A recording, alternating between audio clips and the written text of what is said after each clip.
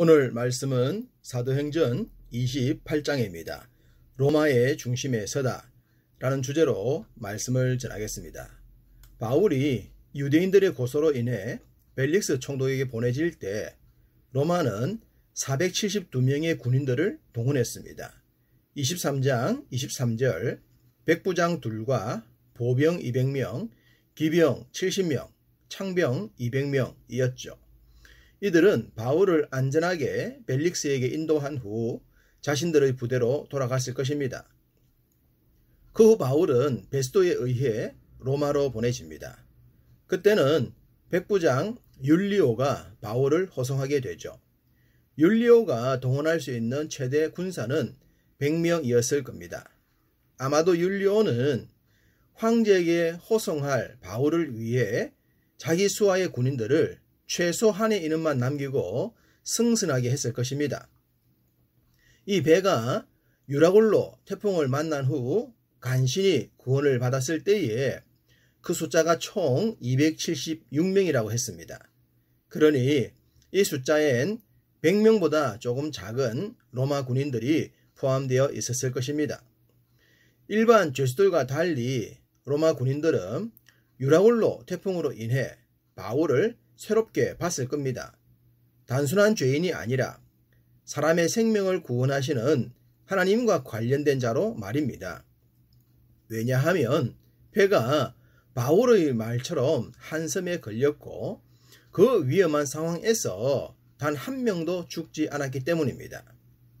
본문 1절은 이렇게 기록합니다.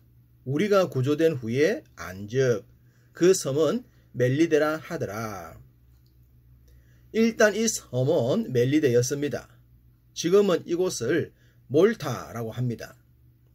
이탈리아 남부 바다의 아름다움을 마음껏 즐길 수 있는 곳이죠.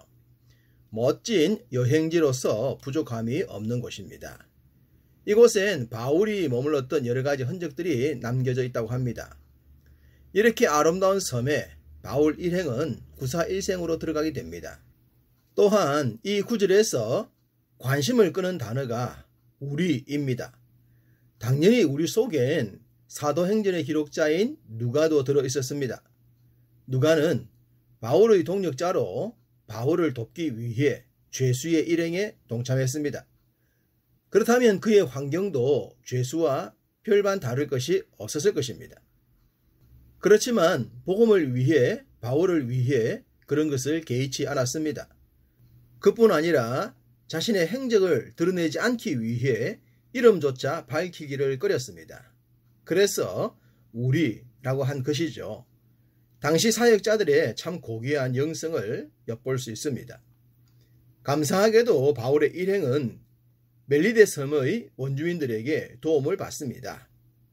영화를 보면 이런 경우 원주민들이 외지인들을 괴롭히곤 하던데 이곳은 그렇지 않았습니다. 당연히 하나님께서 보호하셨기 때문에 그럴 수도 없었겠죠. 이들은 따뜻한 불 곁에서 추위에 떨었던 몸을 녹이고 있었습니다. 그런데 갑자기 돌발적인 상황이 일어났습니다. 나무 속에 있던 독사가 바울의 손을 물었기 때문입니다. 독사가 바울을 물고 도망간 것이 아니라 바울의 손에 매달려 있었습니다. 바울을 비롯하여 함께 있었던 자들이 얼마나 놀랬겠습니까? 아마 바울도 깜짝 놀랬겠죠. 바울은 손에 매달린 독사를 불 속에 떨어뜨려 버렸습니다. 원주민들은 이 장면을 보면서 생각했습니다. 바울은 역시 큰 죄인인가 보다. 바다에서는 살았지만 독사가 그를 해하고 있으니 말입니다. 그렇게 생각하고 독이 퍼지면 바울이 푹 쓰러질 것이라고 생각했는데 바울에게 전혀 그런 이상이 나타나지 않았습니다. 자신들이 경험했던 것과 달라도 너무 달랐기에 이들은 바울을 향해 신이다 라고 소리치기까지 합니다. 이 정도 되면 멜리데에서의 생활은 말을 할 필요가 없지 않겠습니까? 극진한 대접을 받는 것은 당연지사였겠죠. 이런 바울을 멜리데 섬의 족장인 보블리오가 초대를 합니다. 당연합니다. 신과 같은 자였으니 말입니다. 일행은 족장집에서 사흘이나 머물면서 그동안 고생했던 몸과 마음을 회복했습니다. 그러던 중 보블리오의 부친이 열병과 이질로 고생하고 있다는 것을 알게 됩니다.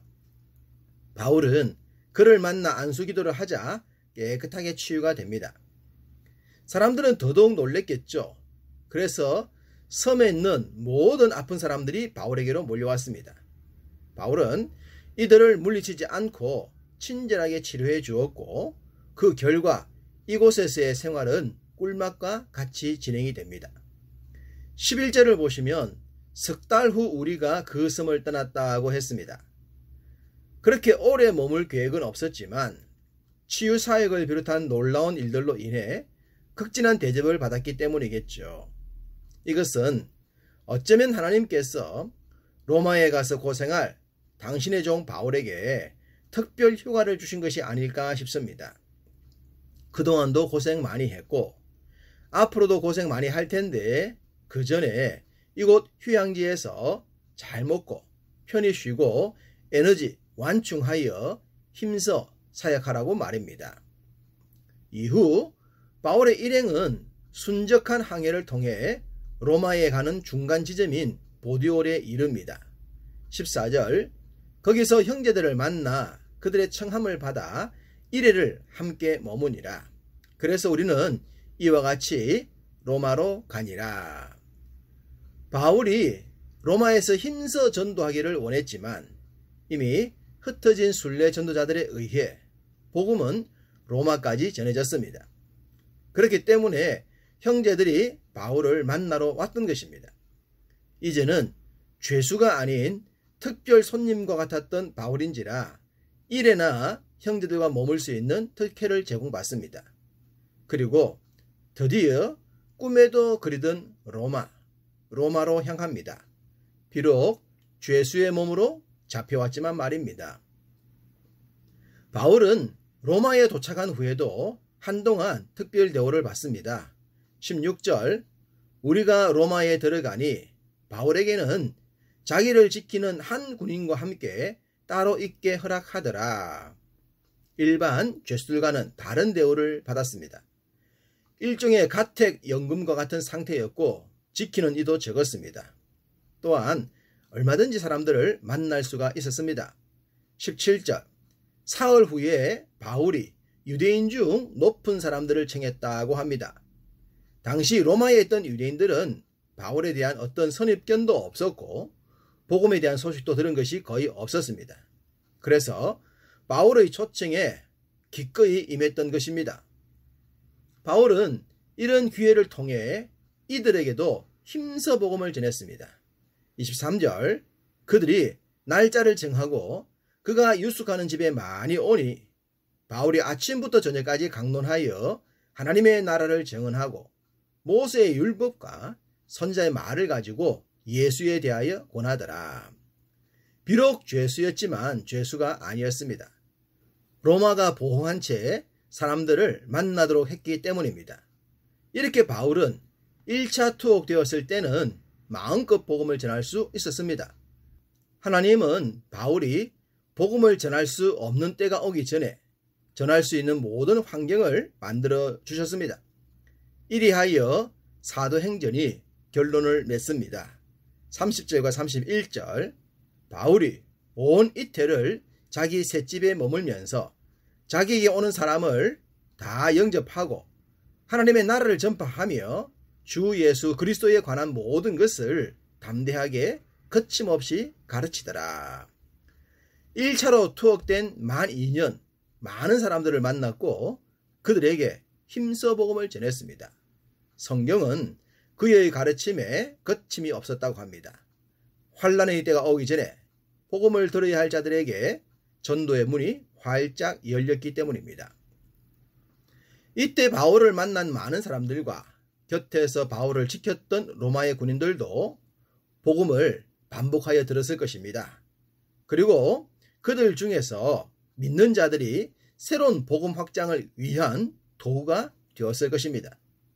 주님의 손에 붙들린 귀한 도구였던 바울처럼 우리도 이 시대에 하나님의 도구로 불림받은 줄 믿습니다.